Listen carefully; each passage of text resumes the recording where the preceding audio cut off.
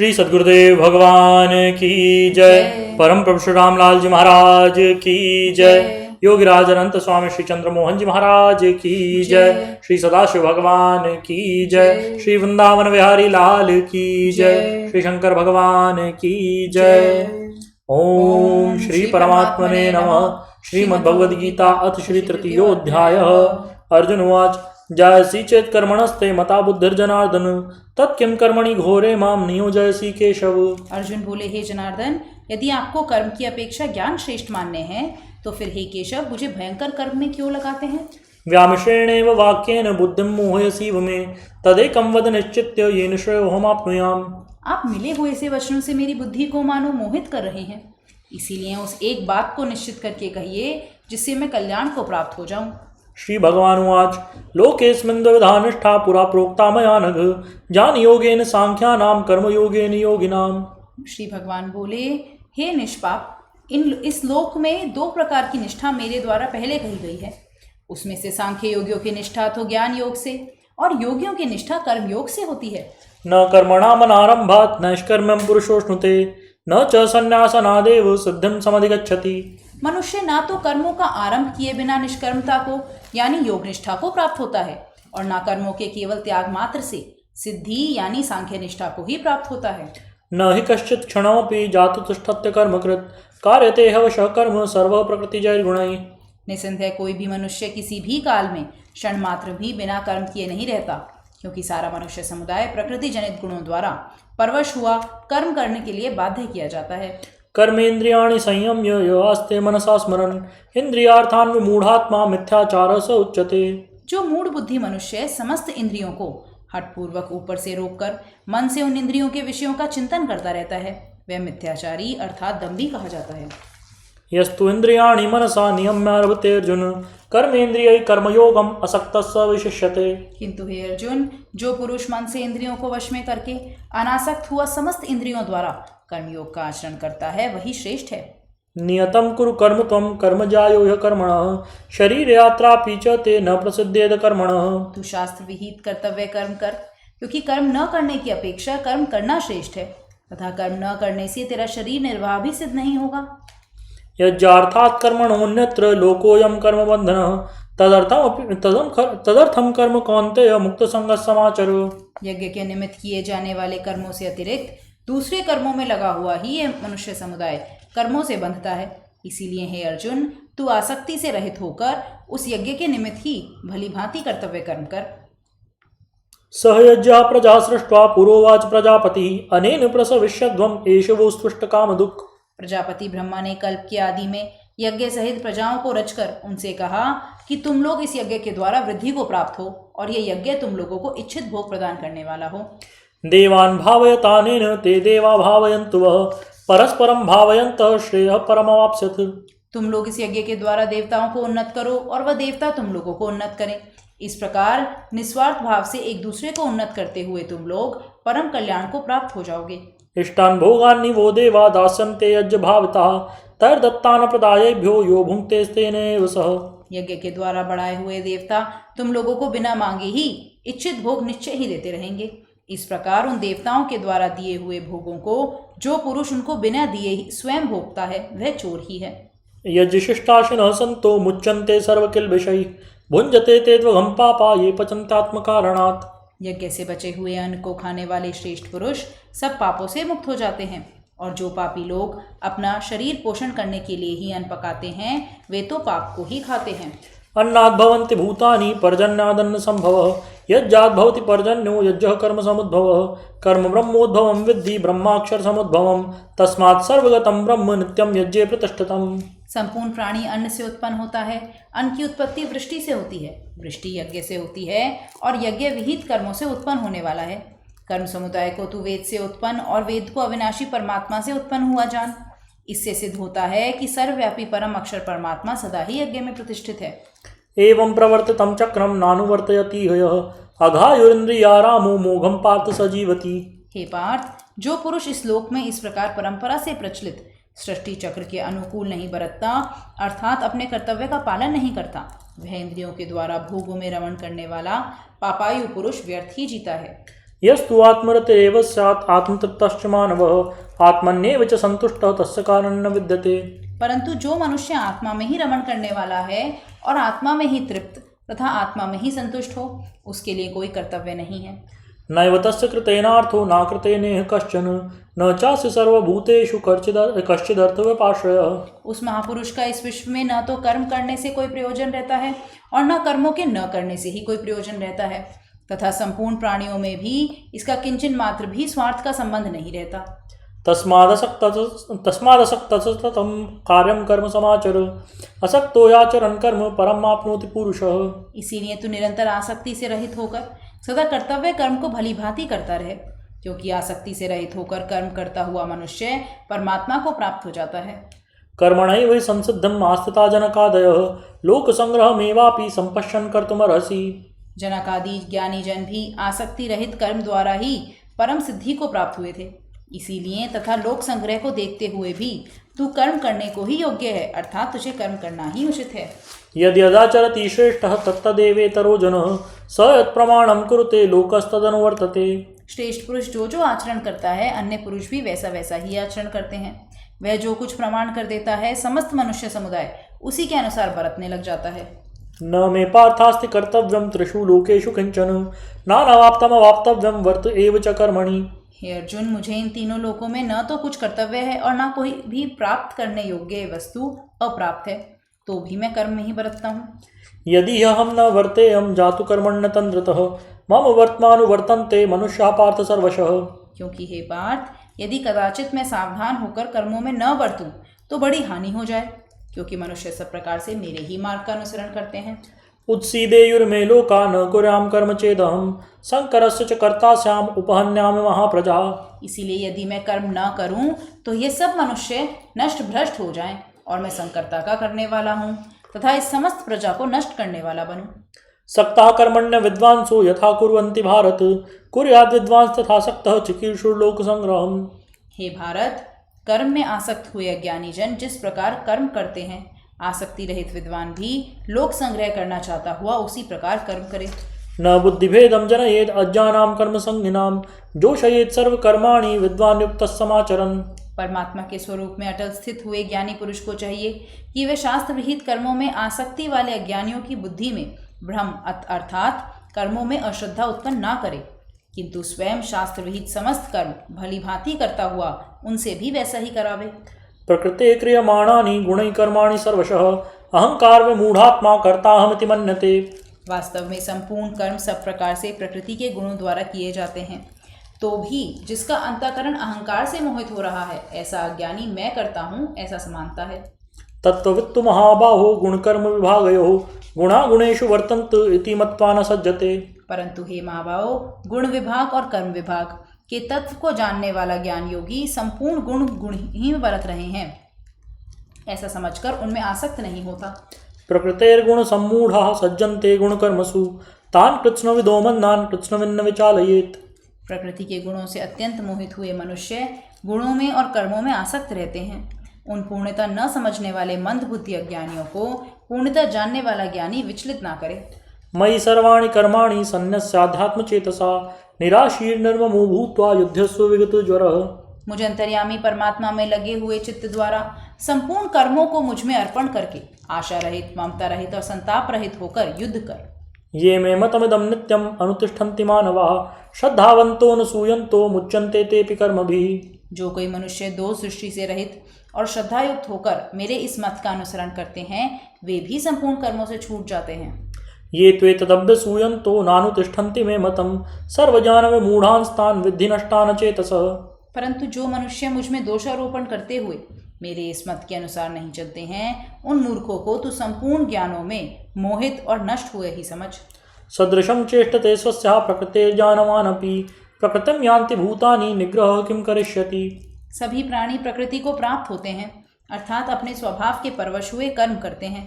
ज्ञानवान भी अपनी प्रकृति के अनुसार चेष्टा करता है, फिर इसमें किसी का हट क्या करेगा। इन्द्रियस्येन्द्रियस्यार्थे रागद्वेषौ व्यवस्थितौ तयोर्न वशमागच्छेत् तौ ह्यस्य परिपन्थिनौ। इंद्रिय के अर्थ में अर्थात प्रत्येक इंद्रिय के विषय में राग और द्वेष छिपे हुए स्थित हैं। मनुष्य को उन दोनों के वश में नहीं होना चाहिए, क्योंकि वे दोनों ही इसके कल्याण मार्ग में विघ्न करने वाले महान शत्रु हैं। श्रेयान् स्वधर्मो विगुणः परधर्मात् स्वनुष्ठितात् स्वधर्मे निधनं श्रेयः परधर्मो भयावहः। अच्छी प्रकार आचरण में लाए हुए दूसरे के धर्म से गुण रहित भी अपना धर्म अति उत्तम है। अपने धर्म में तो मरना भी कल्याणकारक है और दूसरे का धर्म भय को देने वाला है। अर्जुन उवाच अथ केन प्रयुक्तोऽयं पापं चरति पुरुषः अनिच्छन्नपि वार्ष्णेय बलादेव नियोजितः। अर्जुन बोले, हे कृष्ण, तो फिर यह मनुष्य स्वयं न चाहता हुआ भी बलात् लगाए हुए की भांति किससे प्रेरित होकर पाप का आचरण करता है? श्री भगवान उवाच कामेश क्रोधेश रजोगुण समुद्भवः महाशनो महापाप्मा विद्येनमिह वैरिणम्। श्री भगवान बोले, रजोगुण से उत्पन्न हुआ ये काम ही क्रोध है। यह बहुत खाने वाला अर्थात भोगों से कभी ना खाने वाला और बड़ा पापी है। इसको ही तू इस विषय में वैरी जान। धूमेनाव्रियते वह्निर् यथा दर्शो मलेन च यथोल्बेनावृतो गर्भः तथा तेनेदमावृतम्। जिस प्रकार धुएं से अग्नि और मैल से दर्पण ढका जाता है तथा जिस प्रकार जेर से गर्भ ढका रहता है, वैसे ही उस काम के द्वारा यह ज्ञान ढका रहता है। आवृतम ज्ञानमेतेन ज्ञानिनो नित्यवैरिणा कामरूपेण कौन्तेय दुष्पूरेणानलेन च। और हे अर्जुन, इस अग्नि के समान कभी न पूर्ण होने वाले काम रूप ज्ञानियों के नित्य वैरी के द्वारा मनुष्य का ज्ञान ढका हुआ है। इंद्रियाणि मनोबुद्धिर अस्याधिष्ठानमुच्यते एतैर्विमोहयत्येष ज्ञानमावृत्य देहिनम्। इंद्रियां, मन और बुद्धि ये सब इसके वासस्थान कहे जाते हैं। यह काम इन मन, बुद्धि और इंद्रियों के द्वारा ही ज्ञान को आच्छादित करके जीवात्मा को मोहित करता है। तस्मात् त्वमिन्द्रियाण्यादौ नियम्य भरतर्षभ पापमानं प्रजह्येनं ज्ञान विज्ञान नाशनम्। इसीलिए हे अर्जुन, तू पहले इंद्रियों को वश में करके इस ज्ञान और विज्ञान का नाश करने वाले महान पापी काम को अवश्य ही बलपूर्वक मार डाल। इंद्रियाणि पराण्याहुर इंद्रियेभ्यः परं मनः मनसस्तु परा बुद्धिर्यो बुद्धेः परतस्तु सः। इंद्रियों को स्थूल शरीर से पर यानी श्रेष्ठ, बलवान और सूक्ष्म कहते हैं। इन इंद्रियों से पर मन है, मन से भी पर बुद्धि है और जो बुद्धि से भी अत्यंत पर है वह आत्मा है। एवं बुद्धेः परं बुद्ध्वा संस्तभ्यात्मानमात्मना जहि शत्रुं महाबाहो कामरूपं दुरासदम्। इस प्रकार बुद्धि से पर अर्थात सूक्ष्म, बलवान और अत्यंत श्रेष्ठ आत्मा को जानकर और बुद्धि के द्वारा मन को वश में करके हे महाबाहो, तो इस कामरूप दुर्जय शत्रु को मार डाल। ओम तत्सदिति श्रीमद्भगवद्गीतासु उपनिषत्सु ब्रह्म विद्यायां योगशास्त्र कृष्ण अर्जुन संवादे कर्मयोगो नाम तृतीयोऽध्यायः। बोलिए श्री कृष्ण भगवान की जय, श्री गीता माता की जय। ओम जय भगवद गीते मैया जय भगवद गीते हरि कमल विहारिणी प्रभु ही कमल विहारिणी सुंदर सुपुनीते। जय भगवद गीते कर्म सुमर्म प्रकाशिनी कामासक्ति हरा मैया कामासक्ति हरा तत्व ज्ञान विकाशिनी ब्रह्म ज्ञान प्रकाशिनी विद्या ब्रह्म परा। ओम जय भगवद गीते निश्चल भक्ति विदायिनी निर्मल मलहारी मैया निर्मल मलहारी शरण रस प्रदायिनी शरण रस प्रदायिनी सब विधि सुखकारी। ओम जय भगवद गीते राग द्वेष विदारिणी कारिणी मोद सदा मैया कारिणी मोद सदा भव भय हारिणी तारिणी भव भय हारिणी तारिणी परमानंद प्रदा। जय भगवद गीते आसुर भाव विनाशिनी नाशिनी तम रजनी मैया नाशिनी तम रजनी दैवी सद्गुणदायिनी दैवी सद्गुणदायिनी हरि रसिका सजनी। जय भगवद गीते समता त्याग सिखावनी हरि मुख की वाणी मैया हरि मुख की वाणी सकल शास्त्र की स्वामिनी सकल शास्त्र की स्वामिनी श्रुतियों की रानी। ओम जय भगवद गीते दया सुधा बरसावनी मात कृपा कीजे हे मातु कृपा कीजे, हरिपद प्रेम दान कर, प्रभु पद प्रेम दान कर, अपनो कर लीजे। ओम जय भगवद गीते। बोलिए श्री गीता माता की जय, श्री सद्गुरुदेव भगवान की जय, परम प्रभु श्री रामलाल जी महाराज की जय, योगीराज अनंत स्वामी श्री चंद्र मोहन जी महाराज की जय, श्री सदाशिव भगवान की जय, श्री वृंदावन बिहारी लाल की जय, श्री शंकर भगवान की जय।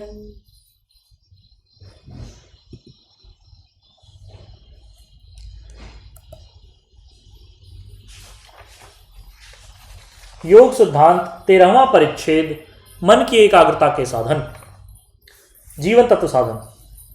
इनमें पहला है सर्वोत्तम, जिसमें पीठ के बल लेट करके हाथों को सिर के पिछली ओर ले जाकर के एक हाथ की अंगुलियां दूसरे हाथ में डालकर और उल्टा करके अधिक से अधिक तनाव देना चाहिए।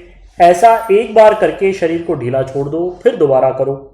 ये क्रिया केवल मात्र शरीर के तनाव के लिए की जाती है। इससे शरीर का हर स्नायु तनाव पा करके यथार्थ गति में आ जाता है। 3 बार ये क्रिया करनी चाहिए। दूसरा है स्कंद चालन। इस क्रिया को करने के लिए मनुष्य को सावधान होकर बैठ जाना चाहिए और दोनों कंधे हिलाने चाहिए। जैसे साइकिल के पैडल या चक्की के बेलन के नीचे से होकर ऊपर को चलते हैं, उसी प्रकार हमारे दोनों कंधे ऊपर नीचे आगे पीछे गोलाकार रूप में घूमने चाहिए। इस क्रिया को उल्टा और सीधा दोनों प्रकार से कंधों को हिलाकर करना चाहिए। इसको करने से फेफड़े ठीक काम करते हैं। यकृत और प्लीहा अपनी यथार्थ स्थिति में रहते हैं। जिनका यकृत बढ़ गया है वे इस क्रिया को करके यथार्थ स्थिति में ला सकते हैं। तीसरा है पग चालन। इस क्रिया को करने के लिए सीधे लेट करके एक पैर को दूसरे के ऊपर रखकर साधारण गति से हिलाना चाहिए। हिलाने का क्रम यह होना चाहिए कि यदि हमने दायां पैर बाएं पैर के टखने पर रखा है तो दाएं पैर की एड़ी को बराबर जमीन पर लगाते रहो और बाएं पैर के अंगूठे को जमीन पर लगाने का प्रयत्न करते रहो। ये क्रिया दोनों पैरों से बारी बारी करनी चाहिए। ये क्रिया आंतों के लिए परम लाभदायक है। इसे करने से छोटी बड़ी आंतें सही काम करती हैं। नाभिचालन, चौथी क्रिया। इस क्रिया का यथार्थ रूप ठीक वैसा है जैसा कि मगरमच्छ किसी जीव का भक्षण करके बाहर बालुका में आकर अपना पेट इधर उधर हिलाया करता है। इस क्रिया को करते हुए मनुष्य को सीधे लेट करके बाएं से दाएं और दाएं से बाएं और करवट बदलने की तरह शरीर को पलटते रहना चाहिए, किंतु सर एक ही स्थान पर कायम रहे। इससे मंदाग्नि की निवृत्ति होती है। जिनके पेट में हवा बनती है वो बननी बंद हो जाती है। जानु प्रसार। इस क्रिया को नाभिचालन के बाद अवश्य करना चाहिए। सामान्य रूप से सीधे लेट करके दाहिने पैर को धीरे धीरे मोड़कर उसका पंजा बाएं घुटने पर सटा लें और धीरे धीरे वापस ले जाएं। ये क्रिया क्रमशः दोनों पैरों से 3-3 बार करनी चाहिए। इससे जंघाओं और पेट का स्नायु मंडल यथार्थ स्थिति में आ जाता है। छठा बाल मचलन, जिसे करते हुए सीधे लेट करके अपने दाहिने और बाएं पैर तथा हाथों को इस ढंग से जल्दी जल्दी चलाना चाहिए जैसे बच्चा रूठ करके हाथ पैर चलाता है। अर्थात लेटकर दायां पैर ऊपर करो तो बायां हाथ भी ऊपर चला जाएगा। इस प्रकार दोनों हाथ पैरों को क्रमशः जल्दी जल्दी चलाना, इससे शरीर में एक स्वाभाविक आह्लाद पैदा होता है। 7वां है बच्चे का ध्यान। इस क्रिया में अपने शरीर को एकदम ढीला छोड़ करके शांत भाव से लेटे रहकर एक सुंदर चपल बच्चे का ध्यान करें जो कि एक रमणीक उद्यान में खेल रहा हो। ध्यान करने वाला व्यक्ति कल्पना करे कि मैं भी इस बच्चे के साथ खेल रहा हूँ। इस क्रिया को करते हुए कुछ ही समय बाद बच्चा ध्यान में दिखने लगेगा। 8वां नाड़ी संचालन, जिसमें आप सीधे बैठ करके अपने पैरों को जितना अधिक फैला सकते हैं फैलाएं। घुटने और पांव की पिंडलियां जमीन पर सटी रहनी चाहिए। दोनों पैरों का फासला कम से कम 7 बालिश्त का होना चाहिए। अब शरीर को आगे की ओर झुका करके दाएं हाथ की उंगलियों से बाएं पैर के अंगूठे को छुएं और बाएं हाथ की उंगलियों से दाएं पैर के अंगूठे को छुएं और दूसरा हाथ घुमा करके पीछे की ओर ले जाएं। इस प्रकार बराबर चक्राकार घुमाते रहें। इससे मंदाग्नि की निवृत्ति होती है और शरीर में रस रक्त का सही संचार होता है। 9वीं और अंतिम क्रिया उत्तप्रेक्षण।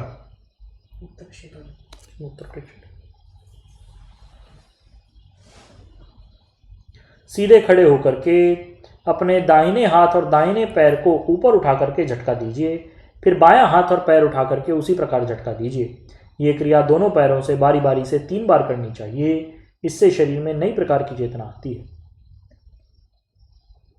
इसमें समय का विभाजन इस प्रकार है कि सर्वोत्तान को केवल 3 ही बार करें, फिर स्कंद चालन 15 मिनट, पग चालन 8 मिनट, नाभि चालन 15 मिनट, जानु प्रसार दोनों ओर से 3-3 बार, फिर 1 मिनट के लिए बाल मचलन, 5 मिनट के लिए बच्चे का ध्यान, 15 मिनट के लिए नाड़ी संचालन और 1 या 2 मिनट के लिए उत्प्रेक्षण कीजिए।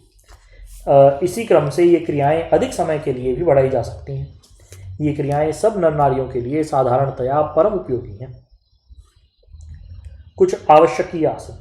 मन की एकाग्रता चाहने वाले योगाभ्यासी को चाहिए कि वह किसी एक आसन को अवश्य ही सिद्ध कर ले, क्योंकि जो आसन के अभ्यासी नहीं वे अधिक समय तक बैठ नहीं सकते।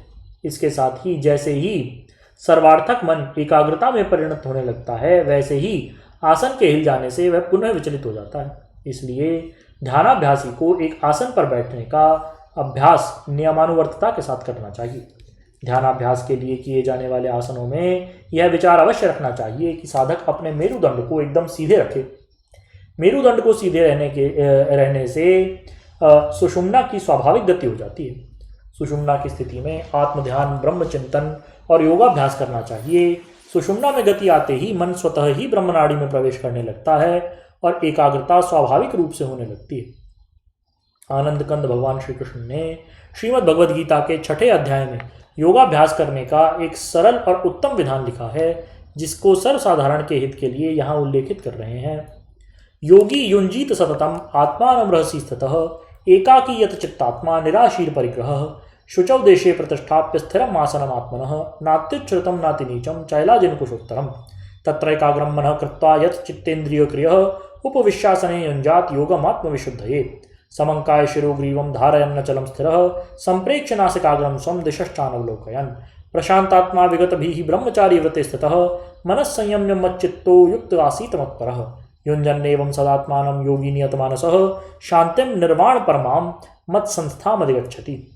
अर्थात योगी को चाहिए कि एकांत स्थान में यत चित्तात्मा होकर के सब प्रकार की आशाओं को त्याग कर किसी अच्छे, जो कि ना बहुत ऊंचा हो और ना बहुत नीचा, ऐसे आसन पर जिस पर कोई मृगछाला या कुशा का आसन बिछा हो, मन को एकाग्र करके और इंद्रियों के वेग को रोक करके बैठते हुए आत्मशुद्धि के लिए योगाभ्यास करे।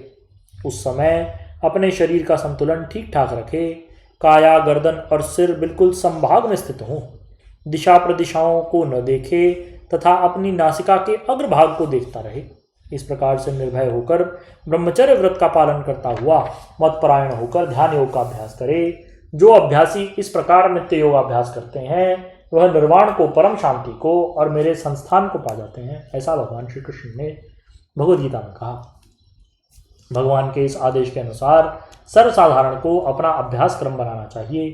गुरुदेव ने यदि किसी विशेष प्रकार की धारणा और ध्यान का उपदेश किया हो तो उसको भी भगवान के द्वारा कही गई विधि के अनुसार ही समकाय शिरोग्रीव होकर के ही करना चाहिए। मेरुदंड को सीधे रखने वाले कुछ आसन। पहला सिद्धासन। सीधे बैठकर अपने बाएं पैर की एड़ी को गुदा द्वार के पास योनि स्थान में रखें और दूसरा एड़ी लिंगनाल के ऊपर रखें। दोनों पैरों के पंजे पिंडली एवं जानुस्थान के बीच में दबे हों। इस प्रकार जलंधर बंद लगा करके संयतेंद्रिय होकर भ्रूमध्य को देखें। इस आसन को मोक्ष द्वार का खोलने वाला कहते हैं। इस आसन पर बैठकर अभ्यास करने से योगी को जल्दी सिद्धि प्राप्त होती है। इस आसन पर बैठकर मूल बंद लगाने से अपान वायु का ऊर्ध्वाकर्षण स्वाभाविक ही हो जाता है और वीरवाहिनी नाड़ी दब जाती है। इसलिए यह आसन गृहस्थियों को विशेष लाभप्रद नहीं है। ब्रह्मचारी एवं सन्यासियों को इस आसन का विशेष अभ्यास करना चाहिए। गृहस्थियों के साधारण अभ्यास के लिए स्वास्तिक एवं भद्रासन उपयोगी हैं। उनका साधारण प्रकार यही है कि अपने दाएं या बाएं पैर की एड़ी को गुदाद्वार, योनि स्थान या लिंगनार के ऊपर रखने का प्रयत्न न करें। केवल मात्र जानू और पिंडलियों के बीच में पैरों के दोनों पंजों को दबा करके समकाय ग्रीव हो जाएं। दूसरा है पद्मासन।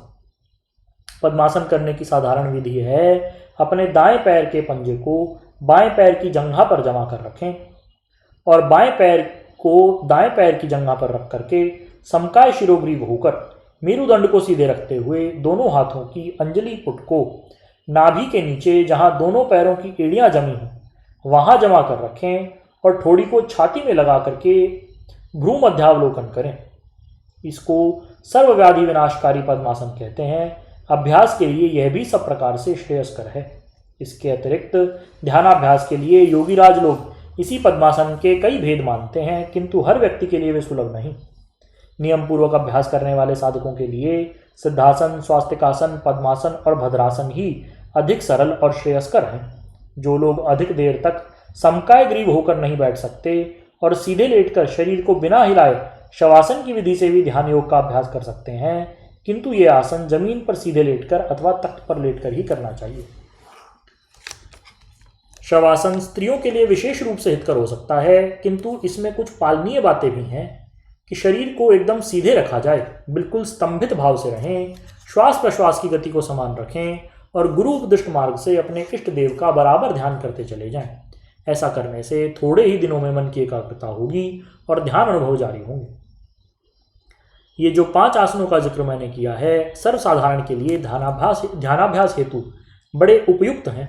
इसके अतिरिक्त गोरक्षासन, वीरासन आदि में बैठ करके भी अभ्यासी लोग ध्यानाभ्यास करते हैं, क्योंकि उनमें भी मेरुदंड सीधा रहता है और सुषुम्ना की गति स्वाभाविक होती है। शेष प्रिय श्री सद्गुरुदेव भगवान की जय। परम प्रभु श्री रामलाल जी महाराज की जय। योगीराज अनंत स्वामी श्री चंद्रमोहन जी महाराज की जय। श्री सदाशिव भगवान की जय। श्री वृंदावन बिहारी लाल की जय। शंकर भगवान की जय। हर हर महादेव।